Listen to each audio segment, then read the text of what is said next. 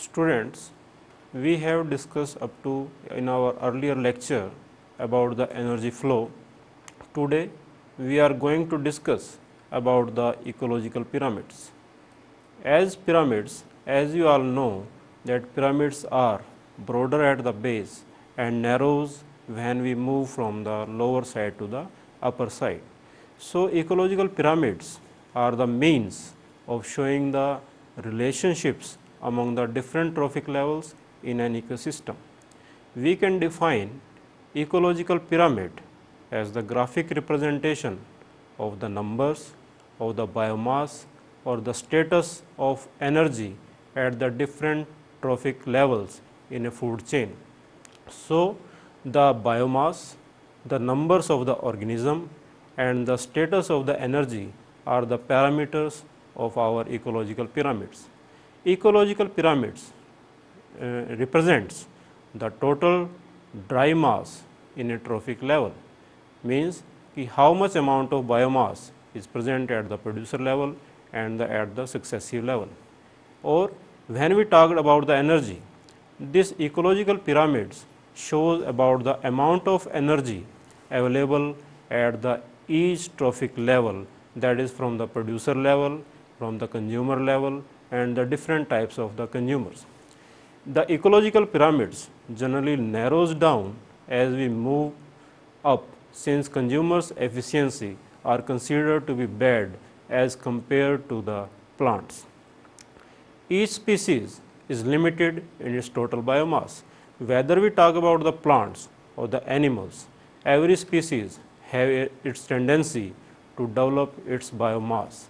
हर एक प्लांट और animal species अपना बायोमास प्रोड्यूस करती है, जो भी रिसोर्सेज उसके पास अवेलेबल हैं उनके अनुसार वो बायोमास प्रेजेंट होता है. The biomass may be upside down if small number of rapidly reproducing autotrophs can support a large number of heterotrophs. It generally take place in the aquatic ecosystem. Now, each level represents the number of individuals at the each trophic level. We will talk it later in more detailed way. Top level consumers like lion, like kite, like the larger fish, the biomass and the number is comparatively small, because the biomass amount generally depends upon the how much biomass is available to them from the lower trophic level. जितना lower trophic level से हमें food मिलेगा, उसी हिसाब से biomass जो है वो आगे trophic level के ऊपर depend करता है. Some pyramids of number may be inverted. कुछ pyramids जो हैं वो inverted उल्टी दिशा में भी हो सकते हैं, यानी नीचे से नैरो होंगे और जैसे जैसे हम ऊपर की साइड में मूव करेंगे वो ब्रॉड होते चले जाएंगे. For example, one tree that is autotroph and it can support a large number of decomposers, large number of insects and the other organism. Now the next point about the ecological pyramids, that if the number of organism at one level is small, then the size of organism can increase. In predators chain, you generally observe that when we move from the herbivorous level to the carnivorous level, right from the you see the grains, they are consumed by the rats. So, the size of rat is comparatively larger. But when we move from the rat to next trophic level cat, cat consumes the rats, but the size of the predator, which is cat now, that is goes on increasing. So, the small number of organisms have generally more as compared to the larger animal, because smaller number of animal have to take care about the larger animals, because they have to provide food. So, constant supply of food depends upon the reproductive ability of the smaller organism. अगर छोटे जंतु ज़्यादा reproduce नहीं करेंगे, ज़्यादा उनमें प्रजनन नहीं होगा, तो वो लार्जर एनिमल्स को सपोर्ट नहीं कर पाएंगे और उनके विनाश का खतरा उन पर मंडराने लगेगा.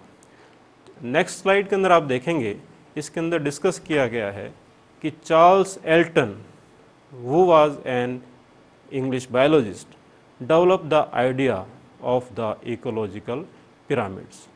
तो उनके सम्मान में इन इकोलॉजिकल पिरामिड्स को एल्टोनियन पिरामिड्स के नाम से भी जाना जाता है। एल्टोनियन पिरामिड का बेसिक कॉन्सेप्ट क्या है? The Eltonian pyramid is a concept which relates to the food consumption efficiency. Food consumption efficiency, that is every trophic level, how much it is efficient to use the food available to it. जितनी बढ़िया ढंग से जो भी उनको resources, चाहे वो plant हो चाहे एनिमल हो, उनको रिसोर्सेज अवेलेबल हों, उनको कितने अच्छे ढंग से वो इस्तेमाल करते हैं, क्योंकि यही ऊर्जा जो है अगले लेवल्स के ऊपर ट्रांसफ़र होगी। तो ये एल्टोनियन पिरामिड्स डिपेंड करते हैं upon the food consumption efficiency. So according to Elton, those organisms which represent the bulk of food are at the base of ecological pyramids. Now we will discuss about the ecological pyramid on certain more points. Organisms feeding on this base are generally fewer in number.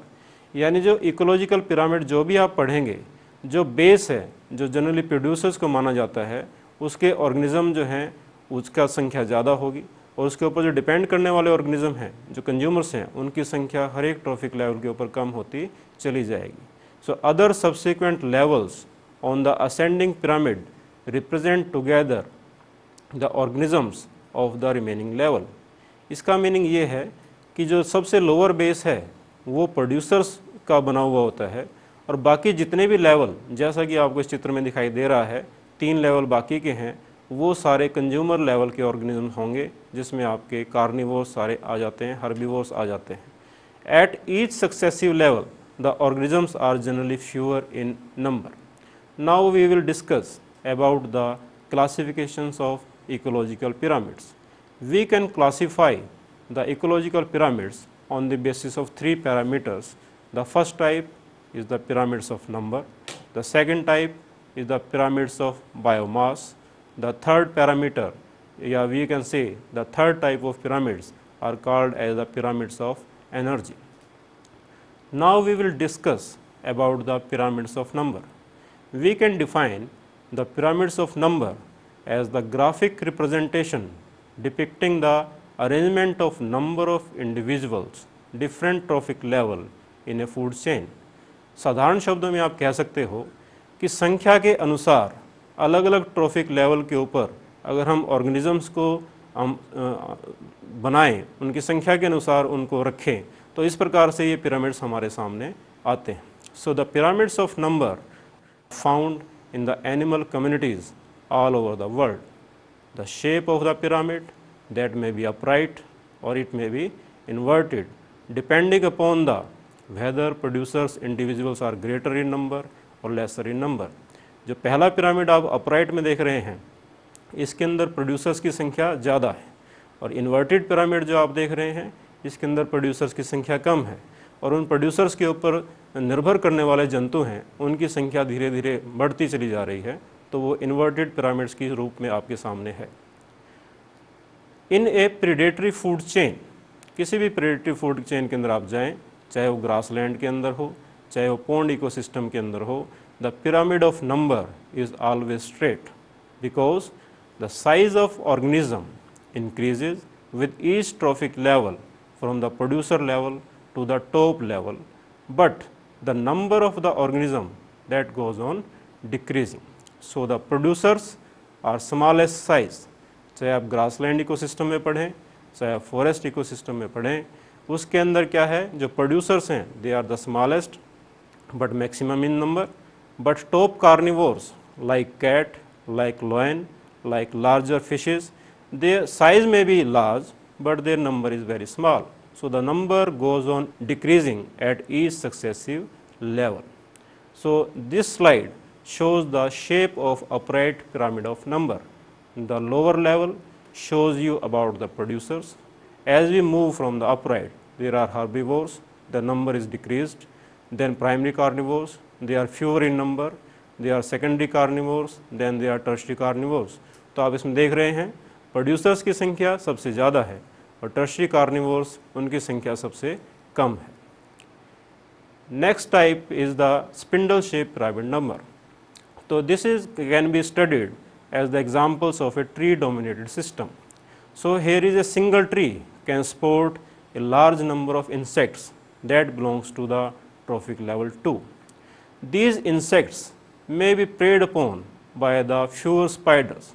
तो इसमें आप देख रहे हैं पेड़ की संख्या 1 है, लेकिन उसके ऊपर जो इंसेक्ट्स हैं वो काफ़ी बड़ी मात्रा में मिल सकते हैं, लेकिन उसके बाद जो उनके प्रेडेटर्स हैं उनकी संख्या क्या हो जाएगी, कम हो जाएगी। तो इस पिरामिड में पिरामिड का आकार पहले कम था, फिर एकदम बड़ा है, और उसके बाद फिर क्या हो जाएगा, अगले ट्रॉफिक लेवल्स में इसकी संख्या फिर कम होती चली जाएगी। तो at the T4 level, at the T5 level, the number of organism goes on decreasing. So the pyramids of this type look like this. The diagram can be shown in the next slide. तो आप देख रहे हैं कि large size tree है, उसकी संख्या 1 है या कम हो सकती है, उसके ऊपर इंसेक्ट्स की संख्या ज़्यादा है, फिर उसके ऊपर जो प्रेडेटर्स हैं उनकी संख्या क्या होती चली जा रही है, इसके अंदर कम होती चली जा रही है। तो इस प्रकार ये जो पिरामिड बनेगा, that is a spindle shape type of pyramid and that belongs to the number. Now there comes the inverted pyramid of number. इस पिरामिड में आप देख रहे हैं कि जो नंबर ऑफ ऑर्गेनिजम्स हैं उनकी संख्या जब हम बेस से या T1 ट्रॉफिक लेवल 1 से ट्रॉफिक लेवल 4 तक पहुंच रहे हैं तो उनकी संख्या बढ़ती चली जा रही है। तो it often occurs in the parasitic type of food chain. Example in a oak tree. So at the second level there single oak tree sports large number of fruit eating birds. These fruit eating birds can be further affected by the certain parasites, and these parasites can be further affected by the hyperparasites like bacteria, like fungi, और उनकी संख्या जो होगी वो सबसे ज़्यादा होगी। The next slide will discuss about the biomass. What do you mean by biomass? Biomass simple language में आप कह सकते हो कि weight, the total amount of dry weight of living or organic matter in a ecosystem is called as the biomass. So the biomass represent the total dry weight of living organism at the each trophic level. हर एक trophic level के ऊपर organisms का biomass कितना है वो इसके अंदर हम देखते हैं। The next slide shows that how will you define the pyramid of biomass. We can define the pyramid of biomass as a graphic representation of biomass. जिस प्रकार से हमने नंबर्स को दर्शाया था उसी प्रकार से हम लेवल्स को दर्शाएं कि ट्रॉफिक लेवल के ऊपर फर्स्ट ट्रॉफिक लेवल के ऊपर कितना बायोमास है, फिर उसके बाद सेकंड ट्रॉफिक लेवल के ऊपर कितना बायोमास है, फिर थर्ड ट्रॉफिक लेवल के ऊपर कितना बायोमास है। तो इस प्रकार से जो पिरामिड हमारे सामने उभर कर आएगा वो क्या होगा, वो होगा पिरामिड ऑफ बायोमास। इस अगले स्लाइड के अंदर आप देख रहे हैं the straight pyramid of biomass. किसी भी ग्रासलैंड इकोसिस्टम में या फॉरेस्ट इकोसिस्टम में ये पिरामिड आप समझ सकते हैं। Pyramid of biomass is straight और upright in a terrestrial habitat. This shows that the biomass is maximum at the level of producers and there is progressive decrease in the biomass from the lower to higher trophic level. जैसे आप देख रहे हैं कि जैसे हम grasses से rabbit या माइस की तरफ या स्नेक्स और लिजार्ड्स की तरफ जो अलग अलग ट्रॉफिक लेवल शो कर रहे हैं इसके अंदर, जैसे जैसे हम ऊपर की तरफ बढ़ते चले जा रहे हैं तो संख्या के साथ साथ बायोमास भी इसके अंदर कम होता चला जा रहा है। तो ये है straight pyramid of biomass. Now we will discuss about the inverted pyramid of biomass. Aquatic ecosystem के अंदर इस तरह का पिरामिड आप समझ सकते हैं। एग्जाम्पल है एक्वेटिक इकोसिस्टम या aquatic habitats.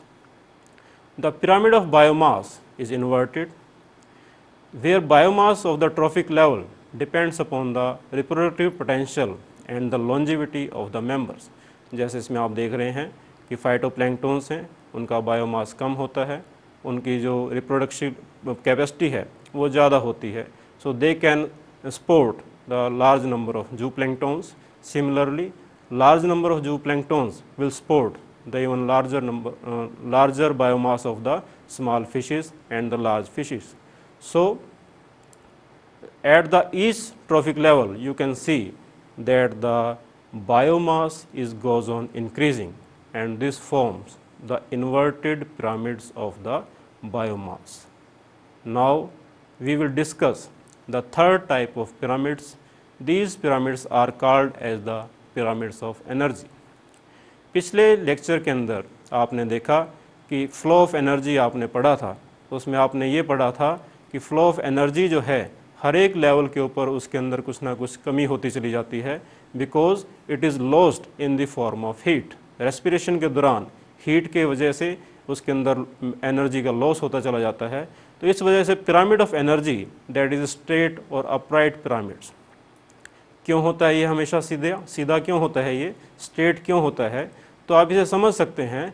It is because at each transfer about 80 to 90% of energy available at the lower trophic level is use to overcome its entropy. अपनी एंट्रोपी, या आप ये कह सकते हैं कि बहुत सारी एनर्जी जो है हर एक ट्रॉफिक लेवल के अंदर होम्योस्टेसिस या इक्विलिब्रियम बनाने के अंदर इस्तेमाल की जाती है।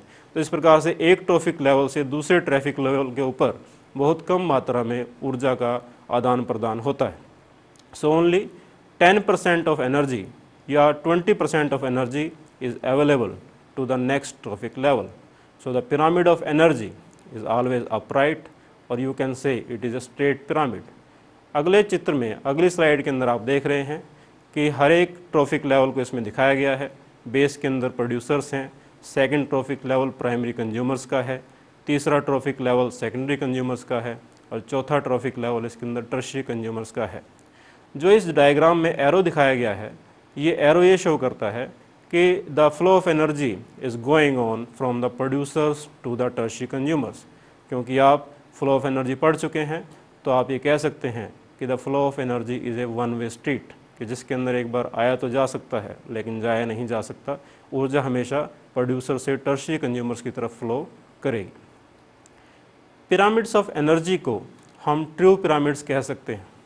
ट्रू पिरामिड्स इसलिए कह सकते हैं क्योंकि वास्तव में इकोसिस्टम की जो सही दशा है वो यही दर्शाती हैं। आपने देखा होगा पिरामिड ऑफ नंबर, वो इन्वर्टेड भी थे, वो स्ट्रेट पिरामिड भी थे, लेकिन पिरामिड ऑफ एनर्जी जो है दैट इज स्ट्रेट पिरामिड। तो pyramid of energy provides significant information regarding the functional roles of different trophic levels in a ecosystem। एक इकोसिस्टम में जो ट्रॉफिक लेवल हैं उनका आपस में क्या संबंध है उसके बारे में बताती है। It overcomes many drawbacks of the pyramids of biomass and the pyramids of number। So pyramid of energy is always erect, it is always upright, because there is a loss of energy when it is transferred from the one trophic level to another trophic level. It reflects the law of thermodynamics. So to express the energy flow in a per unit area, per unit time, we can take into consideration the following point. The first point is rate of production, कि how much of biomass is produced there. Then difference in the amount of energy possessed by the two different species of the same weight. Then comparison of relative importance of population within the same ecosystem, कि किसी भी ecosystem के अंदर जो अलग अलग populations हैं उनके बीच में कैसा रिलेशनशिप चल रहा है उसके बारे में हमें पिरामिड ऑफ एनर्जी से पता लगता है। चौथा पॉइंट इसके अंदर क्या है कि addition of solar energy input at the base of energy of pyramid, कि हमें ये पता लगता है कि जो ऊर्जा है वो हमेशा प्रोड्यूसर लेवल के ऊपर ही हमारे इकोसिस्टम के अंदर एंटर करती है। So this is called as the pyramid of the energy. तो ये सबसे इम्पोर्टेंट पिरामिड इसके अंदर माना गया है और सबसे बेसिक पिरामिड इसको माना गया है। ऐसा क्यों माना गया है? क्योंकि आपने देखा है कि जैसे पिरामिड ऑफ नंबर है वो एक बार स्ट्रेट हैं एक बार अपराइट हैं, तो वो सही दशा किसी भी इकोसिस्टम की नहीं बताते हैं, तो इसलिए इनको ही ट्रू पिरामिड्स जो इकोसिस्टम के अंदर माना गया। Now we will discuss about the 10% law which was proposed by the Lindeman. This law shows that कि there is only 10% of chemical energy at each trophic level is transferred. या आप कह सकते हैं कि जैसे जैसे ऊर्जा एक लेवल से दूसरे लेवल के ऊपर ट्रांसफ़र होती है, हर बार उसके अंदर कुछ ना कुछ कमी आती है, that is lost due to the respiration, the energy is consumed in the process of metabolism. So this law is called as 10% law. It was proposed by the Lindeman. तो this law proposed that when energy transfer take place from the one trophic level to another trophic level, great amount of energy is lost in the form of heat, or you can say that only 10% of energy is actually transferred from the one trophic level to the another trophic level. तो producer से consumers, consumers के अंदर primary consumers, secondary consumers, tertiary consumers, quarterly consumers, जितने भी trophic level होंगे, हर एक trophic level के ऊपर ये माना जाता है कि सिर्फ 10% ऊर्जा जो है वो आगे ट्रॉफिक लेवल के ऊपर ट्रांसफ़र करती है. So this is the 10% law of energy. Now we will discuss the 10% law by the sum of the example. Here you can say we can discuss this 10% law. Here at the base of the trophic level there are the phytoplanktons.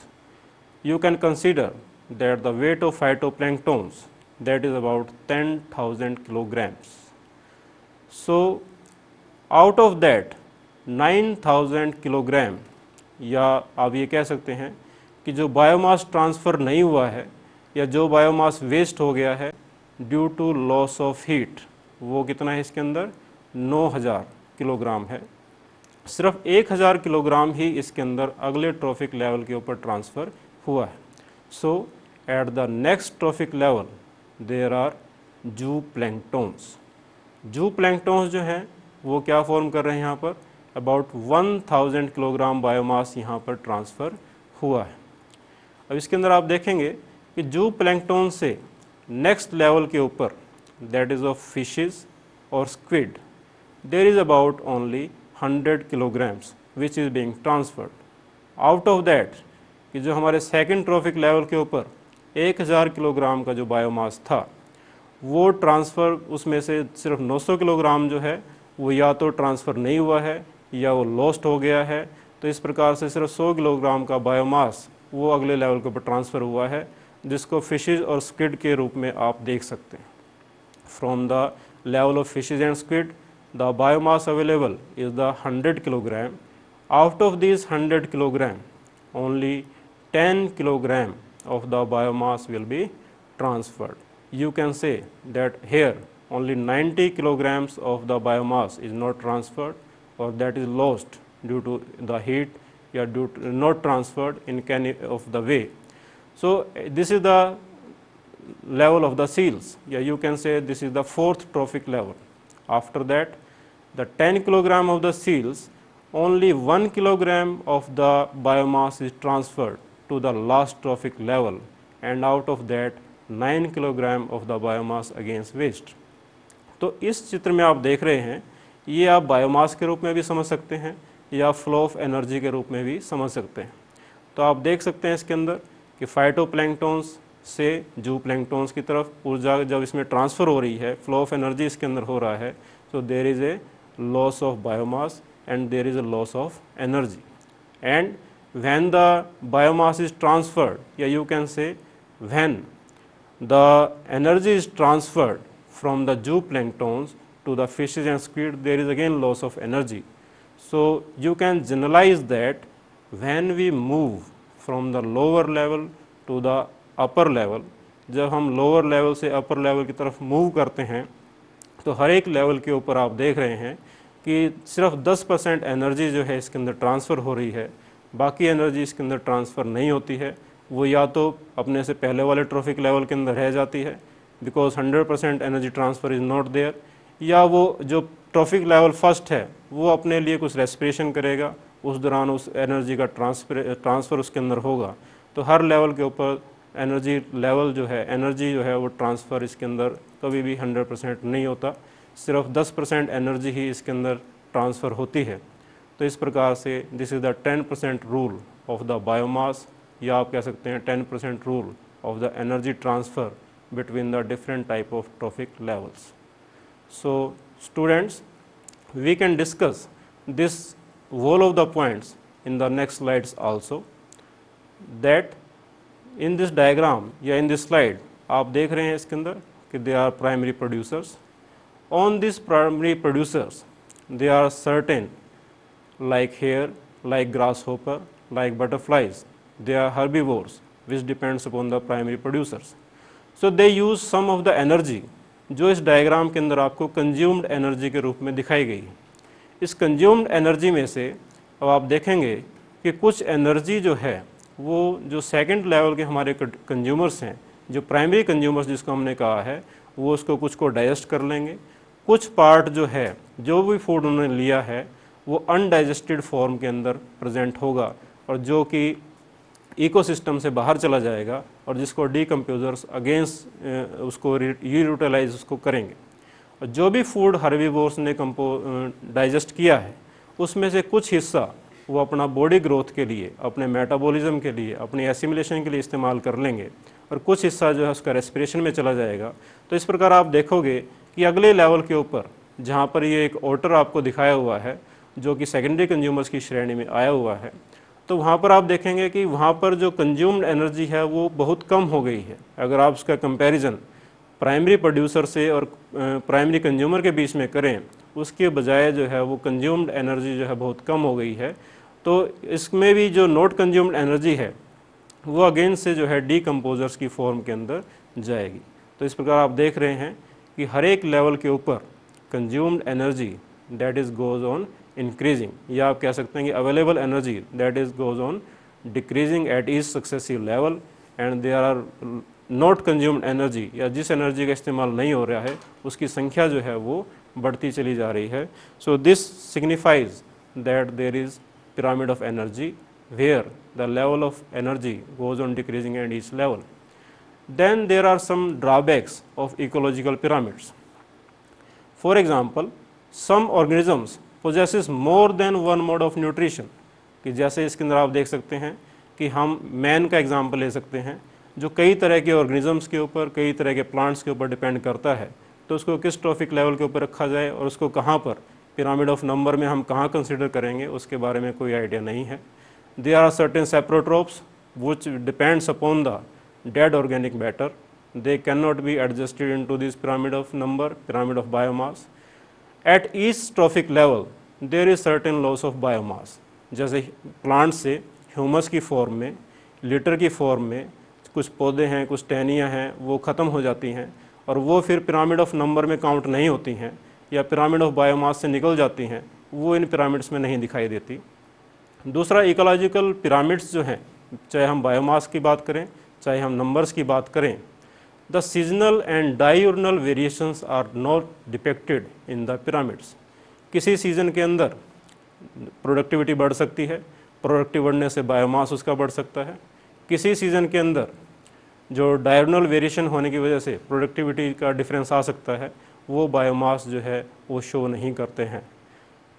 अगला drawback जो हम ecological pyramid का बता सकते हैं कि that is transfer rate from the one trophic level to the next trophic level is not reflected. That is how a effective system it is, that is not shown by these pyramids. So it is shown only by the pyramid of energy, which can supplement all of these drawbacks. So students, I hope that you have studied all these pyramids, you have understand, and thank you for that.